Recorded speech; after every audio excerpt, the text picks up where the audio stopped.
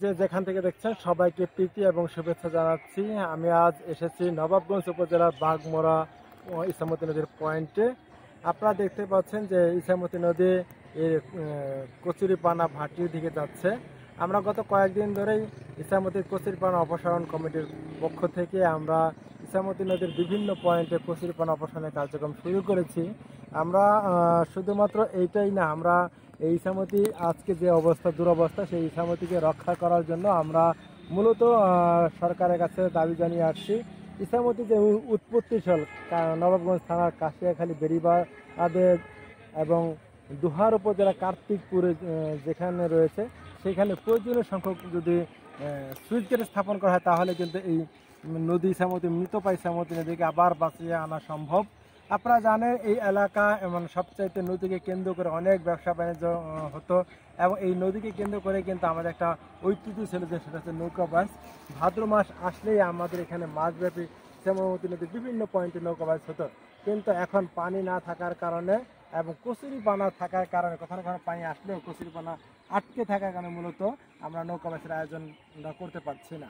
আমরা সরকারের কাছে আবারও দাবি জানাই, ইছামতি কচুরিপানা অপসারণ কমিটির পক্ষ থেকে আপনারা ইছামতির যে উৎপত্তিস্থল নবাবগঞ্জ থানা কাশিয়াখালী বেড়িবাঁধে এবং দুহার উপজেলার কার্তিকপুর অংশে যদি প্রয়োজনীয় সংখ্যক সুইচ গেট স্থাপন করা হয়, তাহলে আমাদের নদী আবার যে আগের যৌবন আগের রূপে ফিরিয়ে আনা সম্ভব হবে। আমরা আরও দাবি জানাই, সেটা হচ্ছে যে এই ইছামতি মানে এই দুরবস্থার কারণ শুধুমাত্র সুইচ গেট না থাকা সেটাও না, আমাদের এই ইছামতি দুরবস্থা আরও একটি কারণ হচ্ছে যে ইছামতি নদীর অসংখ্য মানে ব্রিজ নির্মিত হচ্ছে অপরিকল্পিতভাবে। আপনারা জানেন মানে যেখানে একটা ব্রিজ হলে কিন্তু সেখানে কিন্তু সেই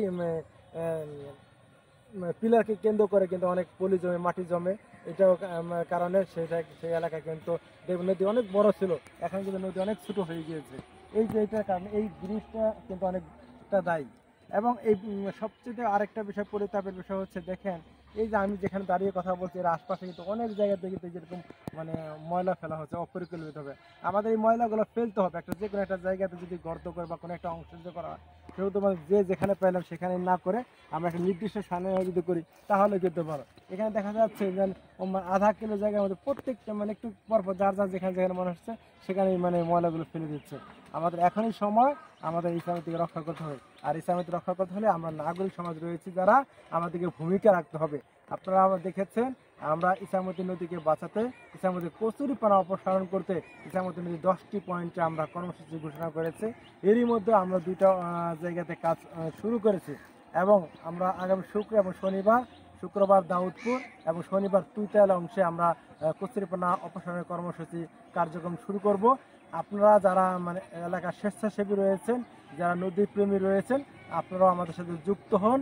কিছুটা সময় যদি আপনারা থাকেন, অল্প কিছুক্ষণ সময়, যদি নদীতে নাও নামতে পারেন, আমাদের সঙ্গে থাকলে আমাদের ভালো লাগবে।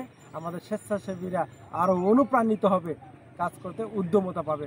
আশা করি আমাদের শুক্রবার এবং শনিবার দাউদপুর এবং তুইতাল অংশে যেখানে কর্মসূচি আমরা পালন করব, সেই অংশে আপনারা যারা স্বেচ্ছাসেবী রয়েছেন, যারা নদী প্রেমী রয়েছেন, সবাই থাকবেন, এই আশা ব্যক্ত করে আমি শেষ করছি। আসসালামু আলাইকুম।